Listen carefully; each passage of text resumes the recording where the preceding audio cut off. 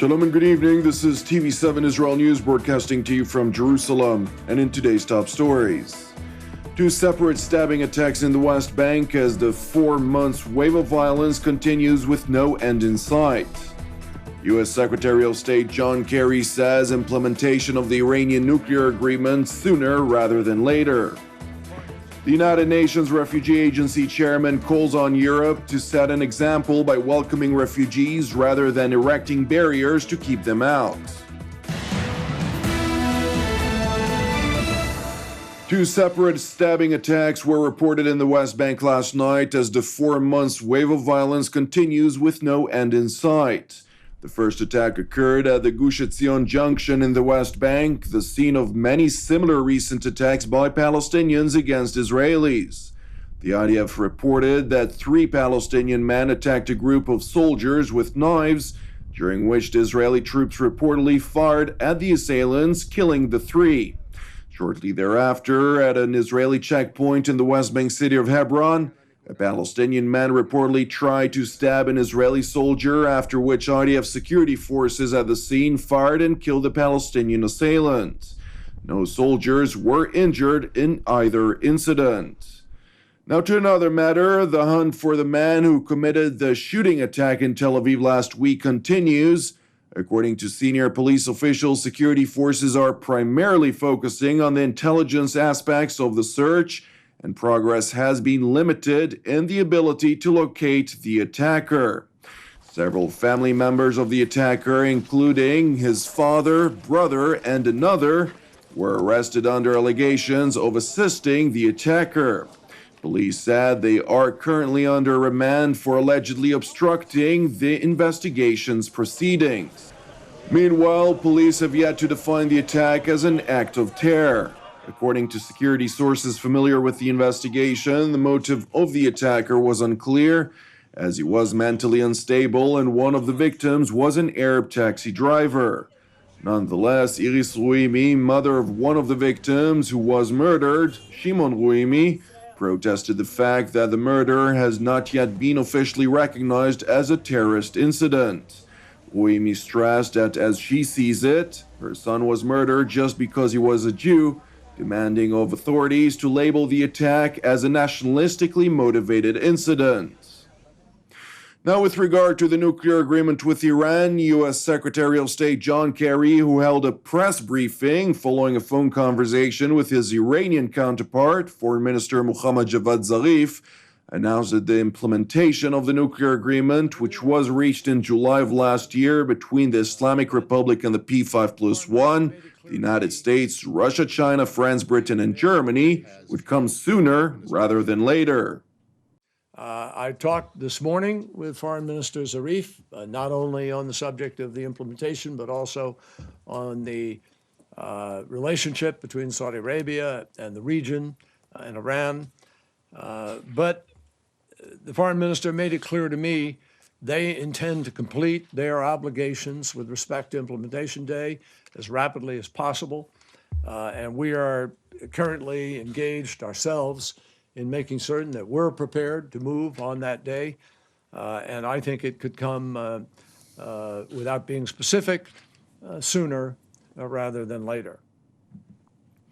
Following some revelations of Iranian installations of ballistic missiles that can carry nuclear warheads, as well as ballistic missile tests which have violated UN Security Council resolutions imposed on Iran since 2010, the American top diplomat stressed that the United States will continue to assure that the Islamic Republic lives up to its commitments, adding that the U.S. will also address Iran's activities regarding its missiles program. Now, as implementation day approaches, obviously, it's our task to continue to ensure that Iran lives up to its commitments while building on our own commitment at the same time to address the questions of Iran's activities, whether it's missile activities or other activities in the region, and we will continue to do that. Secretary of State John Kerry also touched base on developments in talks to end Syria's civil war, citing progress, even though the Iranian-Saudi crisis, which may well complicate the Syria negotiations. Now, with regard to the war against Islamic State, The US-led coalition fighting the Islamic State announced the extreme Muslim organization's territory shrank by 40% from its maximum expansion in Iraq and by 20% in Syria in 2015, as international forces pushed it out of several cities. We believe in Iraq it's about 40%. In Syria, harder to get a good number. We think it's kind of under 20, and altogether around 30%, we believe, taken together, Iraq and Syria. There was no immediate comment from the Islamic State on the estimates from the coalition, made up of countries including France, Britain, and Jordan, that have been bombing its positions. The coalition spokesman stressed during the briefing that all attacks conducted by the Islamic State were a failure in the past few weeks. There have been several Daesh attacks north of Ramadi recently, around close to Heat, outside of Haditha. None of these attacks have been successful. That is the most important. Every one of these Daesh attacks has been broken.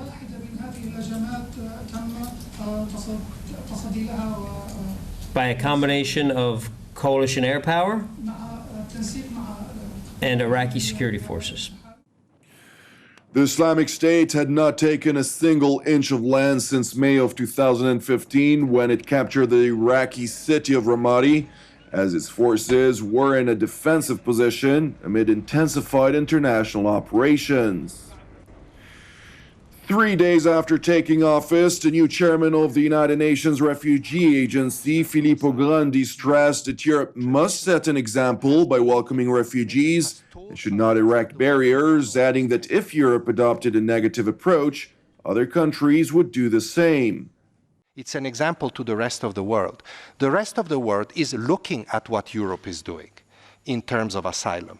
Europe, traditionally, has been a continent that has told other countries what to do in terms of asylum, has asked countries outside Europe to take refugees. Now, if Europe starts setting limits, pushing back, erecting barriers, being hostile, the rest of the world will follow, I can tell you. More than 1 million people fleeing wars in the Middle East arrived in Europe in 2015, with Germany taking in the most. Denmark has now imposed temporary checks on its borders after Sweden put in place controls to stop refugees moving further north. Grandi praised the welcoming stance of German Chancellor Angela Merkel and singled out Turkey and Lebanon for praise for giving asylum to huge numbers of Syrians and other refugees, and called on the international community to support those countries by sharing the burden. I'd rather send a positive message to Turkey. This is the largest refugee hosting country in the world at the moment. You know, there's no two ways about it. So I think that is an important factor to consider. And I think that anything that can be done to help Turkey shoulder that burden in a proper way, continuing to give asylum to people and giving opportunities to refugees, as is the case, I think is very, very important. The new chief of the UN Refugee Agency fell short from discussing the dangers of Islamic militants posing as refugees whom seek to infiltrate Western countries, or the manner in which the international community could assist the refugees in regional hosting countries rather than taking them in. Nonetheless, Grandi did urge countries involved in the Syria talks to make an intensified effort to end the war, which has brought about the worst refugee crisis since World War II. Thank you for watching us. I'm praying for the peace of Israel and the peace of Jerusalem. I'm Jonathan Hessen of Erev Tov and Shabbat Shalom, and we will see you again on Monday at the same time.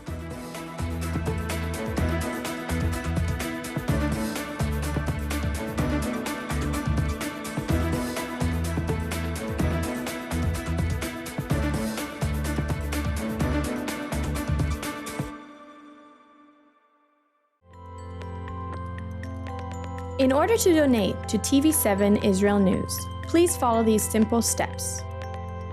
First, press the Donate logo, located at the bottom left side of TV7 Israel News Facebook page, or on the Donate tab at the head of the page. Then insert the amount you'd like to donate, and fill in your credit card information. Just like this. And press Review Donation and continue. After reviewing your donation details, please press Donate to finalize your donation. That's it! Your donation is now complete, and an email with your donation details has been sent to your email address. You can also print your donation receipt by pressing the link here. Thank you for supporting TV7 Israel News.